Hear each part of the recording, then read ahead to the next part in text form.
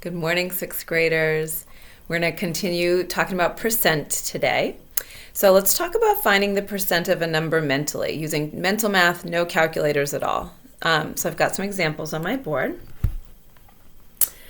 If we take a look at finding exact values versus estimated values, if I have posted this 7-4 study guide in your in Google Classroom, and if you take a look at the top of the front page of what page is it? 85, the 7-4 study guide, you'll see that there's a chart with some great percent and fraction equivalents. You'll also notice as you do the assignment that I've crossed off the first column, and I'm just asking you to do the second two columns on this page. And then on page, and then we'll talk about page 86, I'm asking you to do all of the right two columns. So page 86 has some examples at the top, and I've circled the right two columns. On both of these, I've also put some handwritten notes for you to read. So please read the whole page before you go ahead and do them. But let's take a look at some examples here. So I've got this example set 37% of 32.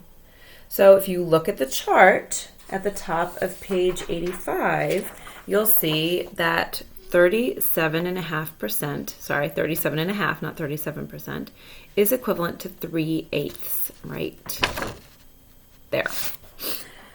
So let's see here. If this is 3/8 of 32, and I divide 32 by 8, so 32 divided by 8 is 4, and 3 of those is 12. So this is how we're going to do this. This is 3/8 of 32 equals 12.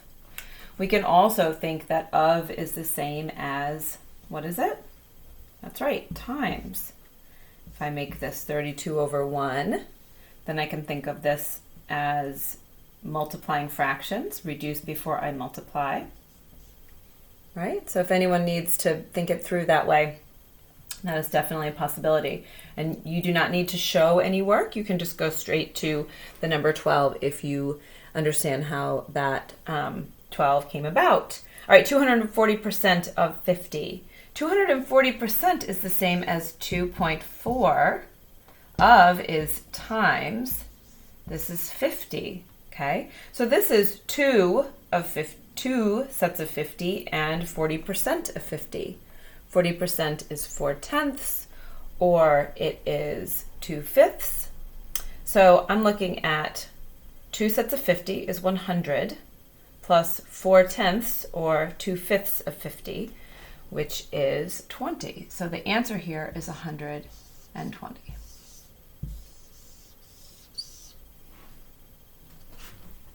All right, let's take a look at estimating. So estimating is actually asking you to kind of round the percent to whatever its nearest equivalent would be that you can easily do. So 24%, I'm going to round in my mind to 25%, and 25% of 12 equals 3. Okay. If I take a look at this 172%, then I'm going to think about this as 170%. And this is one whole, 100% is one whole, and 70% is 7/10. So 172% of 30 would be 30 plus 7/10 of 30, which is 21. So this is 51. Now it could be that I have 25% of not 12, but of 13, or 24% of 13. So that makes sense for me to round the percent, and then if that were my problem, then round it down to the number, the closest number to it that's divisible by 4, round it up or down to the closest number divisible by 4. All right, so I hope this helps, and I think this is review for you in some ways. No calculators today, please. And enjoy doing some math. Bye.